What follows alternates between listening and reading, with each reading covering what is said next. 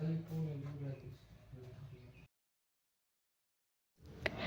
तो 25 জানুয়ারি, মা ঘরে নেই। তো মর্নিং আমি ব্লগ পোস্ট করেছি, ব্লগটা দেখলে জানতে পারবে মা কোথায় গিয়েছে। তারপর এখন আমি লাঞ্চ আর ইভিনিংয়ের ব্লগটা শেয়ার করছি। তো আজকে আমি লাঞ্চ কী বানিয়েছি ওটা তোমাদের সাথে শেয়ার করব। ভাত ডালটা আমি প্রথমে বানিয়ে নিয়েছি। তো এখন আমি করছি বেগুন ক্যাপসিকাম ভাজা আর হলো পনির তরকারি, ওটা তোমাদের সাথে অল্প শর্টকাট রেসিপি শেয়ার করব।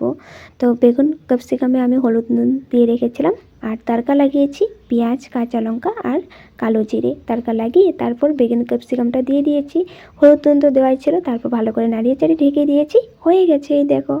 আর এই সবজিটা কিন্তু গরম গরম ভাতের সাথে খেতে দারুণ টেস্ট লাগে আর রুটি পরোটার সাথেও খেতে পারবে। তারপর এখন আমি পনির রান্না করছি, পনিরটা আমি ঝোল করছি আলু দিয়ে। তো পনিরটাও ভাজা করে নিয়েছি, আলুটাও ভাজা করে নিয়েছি। আর মশলাতে আমি নিয়েছিলাম টমেটো, আদা, জিরার গুঁড়ো, লঙ্কার গুঁড়ো, কাঁচা লঙ্কা, পেঁয়াজ ভালো করে পেস্ট করে তারপর পুরোনো আমি জিরা দিয়ে মশলাটা দিয়ে দিই। দেওয়ার পর ভালো করে কষিয়ে মশলাটা আমি ভেজে রাখা আলু আর ভেজে রাখা পনিরটা দিয়ে আবার একটু কষিয়ে নিই। কষানোর পর জল দিয়ে দিই পরিমাণ মতো। তো এখন দিয়ে দিয়েছি, দেখছি তো এখন ফুটবে। ফোটার পর আমি কয়েকটা আলু তুলে ম্যাশ করে দিয়েছি। তো দেখো ঝোলটাও রেডি, তোমার রান্না কমপ্লিট। ডাল আর ভাত দেখানো হলো না, তো এই দুটো রেসিপি শেয়ার করলাম। তো ওই টাইমে আমার দুপুরে আমার বান্ধবী দুজন এসেছে, তো ওরা বলছে বগুড়ি মাখা করতে। তো বগুড়ি মাখা আমি বললাম সব কিছু এনে দিয়েছি, মাখা কর তোরা। ওরা বলছে যে না আমি মাখা করতে হবে, তো মেখে খেতে ইচ্ছে করে না। তো আমি বললাম ঠিক আছে, তবে আমি আছি, যেটুকু কাজ আছে ফিনিশ করে আসি। তারপর আসলাম, আসতে একটু লেট হয়ে যায় বগুড়ি মাখা করতে করতে। ওদের সাথে কথা বলছিলাম আর রান্না করছিলাম। তারপর আমি বগুড়ি মাখা করি। আবার আমার বান্ধবীরা একজনে কলা পাতা কাটছে, একজনে হলো ধনা পাতা আর লেবু পাতা দিয়েছে রেডি করে। ওরা কিছু করে নিয়েছে তেমন না, ওরা রেডি করে দিয়েছে। তারপর মাখা করলাম। ওই টাইমে আমার দাদাও চলে আসে জব থেকে, আমার ভাই কম্পিউটার থেকে চলে আসে। তারপর আমার ভাই বউ সামনে আছে, আমার জেঠিমণিদের ঘর, মেজর জেঠিমণিদের ঘর। তো ভাই বউকে ডাকলাম, ওর দুটো ছেলে আছে, ওরাও আসলো।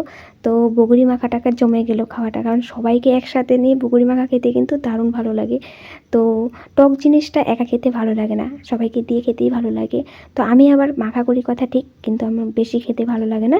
এমনি কেউ মাখা করে দিলে খেতে পারি, কিন্তু নিজে মাখা করলে খেতে তো ভালো লাগে না। তো আমি একটু খেয়েছি, তো সবাইকে বেশি বেশি করে দিয়ে দিয়েছি। কলা পাতাতে খেতে বগুড়ি মাখাই হোক বা যে কোনো মাখা হোক ভালোই লাগে। কি করস রে তোরা? মোবাইল কি দেখাস মোবাইলে? ও মানে লজ্জা লাগে ভিডিও করলে? হ্যাঁ লজ্জা লাগে? ও দেখ দেখ সরে। শুভ সন্ধ্যা এভরিওয়ান, চা করছি, মুড়ি মাখা করব। চা মুড়ি মাখা সন্ধ্যার টিফিন।